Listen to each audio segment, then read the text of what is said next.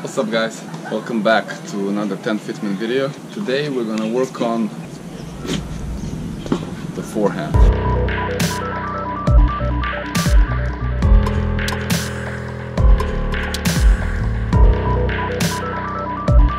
So I will break down the forehand into 5 steps, but before that I will just first talk about the grip. There is of course many options and many possibilities how to hold the grip on the forehand as with the other shots, but the most common grip would be with the index knuckle on the bevel number 3 or 4. If it's on the 3rd bevel, that's the Eastern grip, so it's here,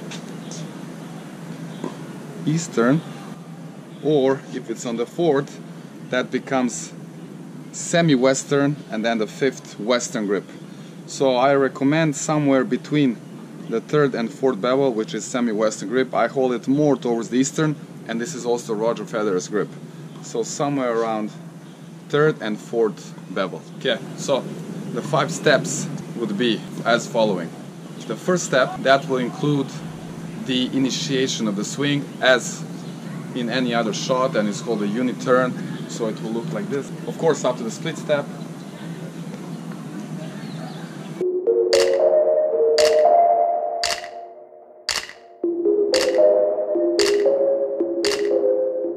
from this angle it will be here, bam. As you notice how I keep my racket head up, so this is very important so we can start the swing in the proper way, and also I use my left arm to guide the racket, or my non-dominant arm to guide the racket. So once again it will be here, bam. The second step will be continuing with the swing and also putting us into the sideways position. Of course, if we are playing the closed stance, if not, we can keep the open stance. So in the case we play the closed stance, it will be like this.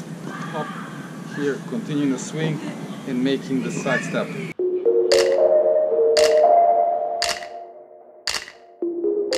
If we are keeping the open stance, we can still have here or have it semi-open.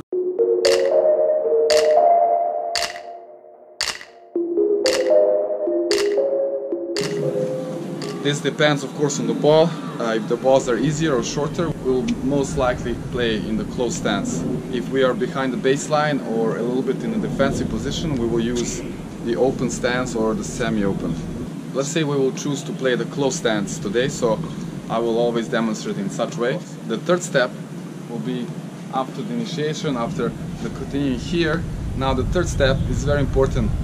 We will drop the racket down here, and then we will start the turn with our hips first, and then we will follow with our wrist or with our racket handle. So we will not try to pull the whole racket together with the racket head. We'll just pull the handle.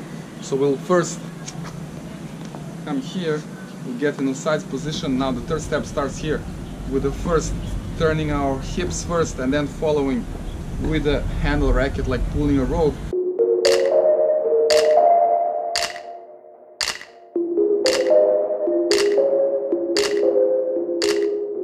And this is so-called the racket lag. This is where it's created. Many people are confused with this, and this is actually the proper way to do it, and you can see it. The best example is Roger Federer and of course Grigor Dimitrov, and any forehands that are similar like this. They pull the racket up here when they're here, and then they will keep the racket head in this position all the way until they start pulling the grip, the handle, and then they will continue into the contact point.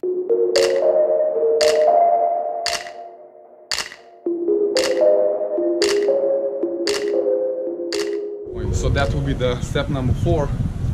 After we do the 3rd step here, after we start the turn, and then we create this racket lag. It's because the racket head is lagging behind our wrist and the racket handle. So the racket handle is leading here and the elbow, and you will see the Roger Federer's forehand. Just before the contact, his racket head is so far behind his handle and his wrist.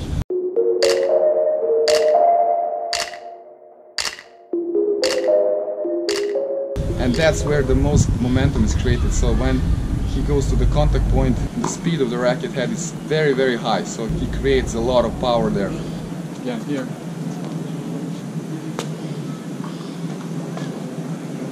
Into the contact point. That's step number 4. Number 5 is, of course, finishing after that. Here, racket up, racket pointing down, going into that contact point, and then we are finishing with that windshield wipers motion, and then finishing behind here.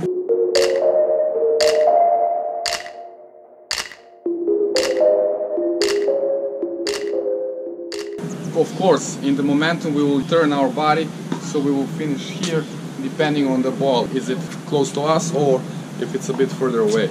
Also, the ending of the swing depends on the ball, on the type of shot we want to play. Like Rafa Nadal, he would have this massive swing and he will very often, you know, make this crazy swing above the head.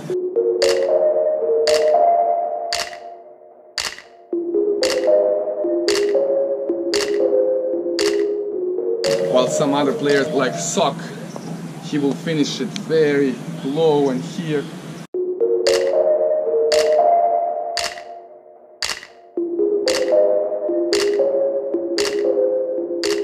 So to recap very quickly, the 5 steps. Number 1 is the initiation. Number 2 is the continuing the swing and getting into the close stance position. Number 3 will be dropping the racket and then first turning the hips, which is followed by pulling the racket handle, which creates that momentum here. Then step number 4 will be leading into the contact point, which is, by the way, completely in front with the dominant hand, in this case the right arm straight and the racket almost being flat facing the net. And step number 5 will be finishing very quick with the windshield motion and then finishing the swing depending again on the position of our body. So guys, I hope this was helpful, and I would really like to hear your opinions about this, and if you have any suggestions on how to do the forehand in a different way, you're very welcome to share that with us. You can put it down in the comments, and definitely if you like the video, you can like it, you can share it with your friends, and very important, please subscribe if you didn't so far. We are coming up with many new videos, and we are expanding our variety of videos, so it should be quite interesting, and definitely we'll see you very soon in our next video.